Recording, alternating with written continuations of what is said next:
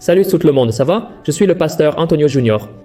Frères, aujourd'hui, je vais éclaircir pour vous à propos d'une vidéo qui est devenue virale sur Internet et beaucoup de personnes ont peur, sont inquiètes et elles m'envoient des messages sur Instagram, sur Facebook, me demandant de donner mon avis sur la Bible et si cela a vraiment du sens que quelque chose va se passer le 30 mars 2021. D'accord?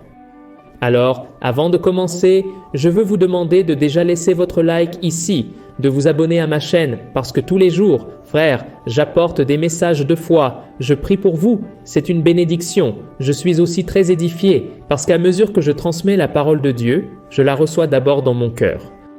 Alors, marchons ensemble ici quotidiennement, d'accord? Allons-y, frères. Ces derniers jours, un missionnaire brésilien a posté une vidéo sur YouTube apportant une supposée révélation de Dieu concernant une série d'événements qui pourraient se produire le 30 mars 2021. Et selon ce missionnaire, Dieu avait dit que les chrétiens devraient oindre les portes, les fenêtres de leur maison, parce que le prochain 30 mars sera l'aube de la terreur, l'aube du désespoir, et c'est pourquoi, à partir du 29, les gens doivent jeûner, ils doivent prier pour leurs proches, prier en famille, parce qu'à partir de minuit, l'esprit de la mort va marcher dans les rues et va prendre toutes les vies qu'il rencontre sur son chemin. Cet homme, il affirme avec toute certitude, avec beaucoup de conviction, que Dieu lui a montré qu'un cavalier jaune, il serait en train de marcher dans les rues ce jour-là, pas seulement ici au Brésil, vous voyez? Mais dans le monde entier, et en conséquence, la mort va éliminer tout le monde qui sera dans la rue.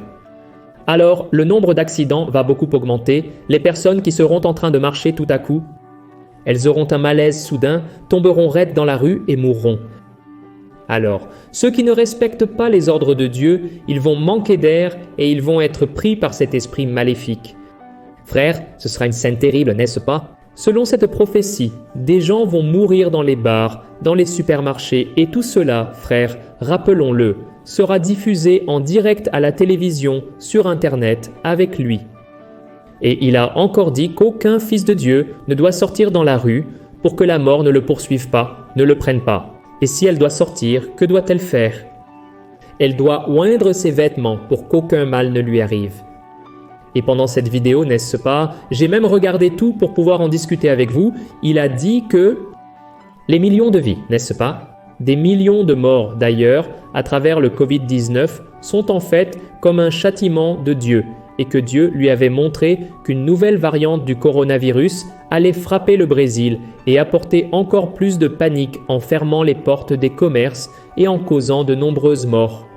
Et enfin, il a dit que la situation de chaos ne commencera à s'améliorer et que la paix ne reviendra régner que vers les mois de juin, de juillet. Et il a donc lancé un appel pour que les églises s'unissent d'urgence pour prier, pour jeûner, en demandant la protection de Dieu. Frères, la première chose à laquelle nous devons prêter attention ici, c'est que ce missionnaire a dit que il a eu la vision d'un cavalier jaune, représentant la mort, qui marchait dans les rues et emportait la vie de tout le monde dans le monde entier. Allons-y, c'est très probable, non?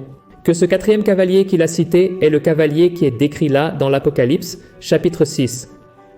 Ce cavalier a été libéré avec l'ouverture du quatrième sceau et je veux voir avec vous ce que la Bible dit à propos de ce moment. Regardez ce qui est écrit.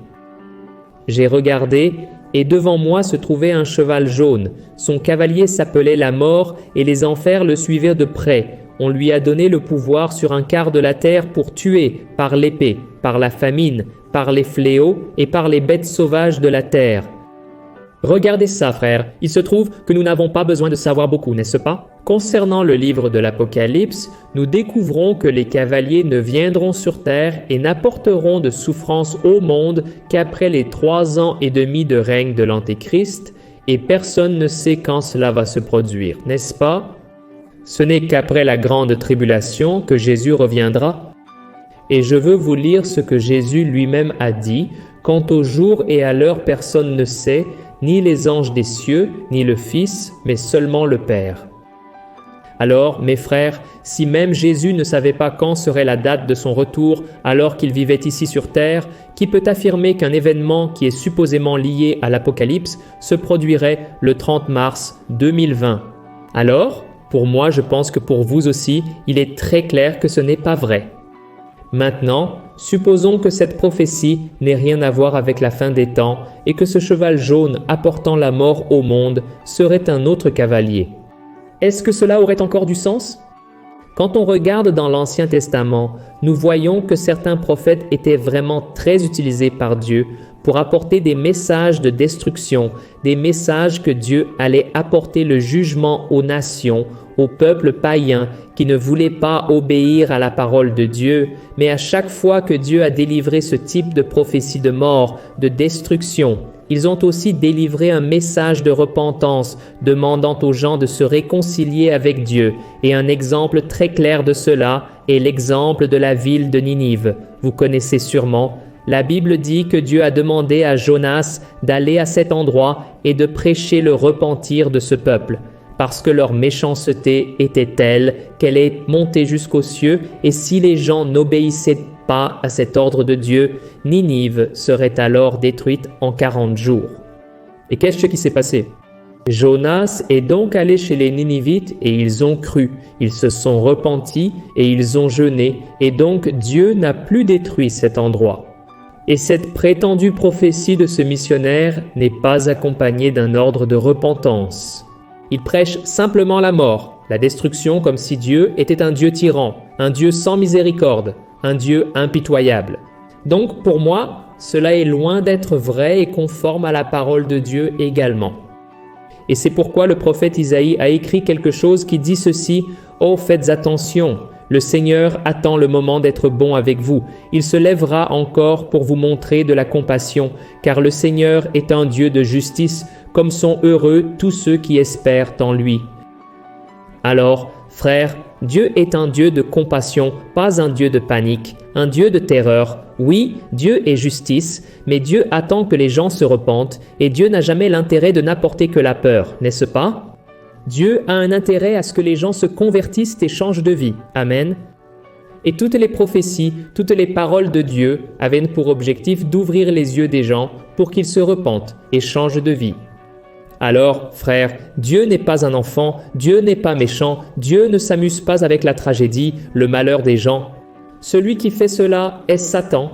Il est venu pour voler, tuer et détruire, et il profite alors du péché, des brèches que les gens ouvrent dans leur vie pour qu'ils causent la destruction, pour qu'ils causent la mort. D'accord? Et concernant la question du coronavirus disease 2019 soulevée par cet homme, il a mentionné dans la vidéo, il est très important de préciser que ce n'est pas Dieu qui a envoyé ce virus au monde. D'accord? La Bible nous montre que tout cela est à cause du péché qu'Adam et Ève ont commis. Car après que le péché est entré dans le monde, toute l'humanité a souffert et souffre encore des conséquences de ce péché. La chute de l'humanité a tout affecté, frères. Elle a affecté la nature, elle a affecté notre corps, notre vie spirituelle, y compris l'univers dans lequel nous vivons. Donc le péché est le grand responsable des maux, d'accord?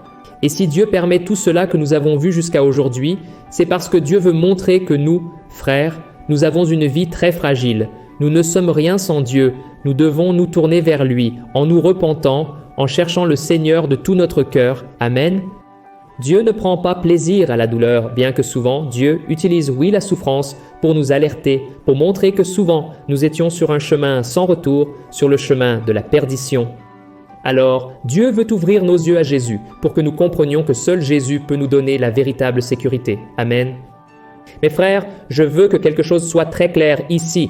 Je ne condamne pas cet homme. C'est pourquoi je n'ai même pas voulu mentionner son nom. Je n'ai pas mis sa vidéo, parce que seul Dieu sait ce qui se passe dans son esprit, de ses véritables intentions. D'accord?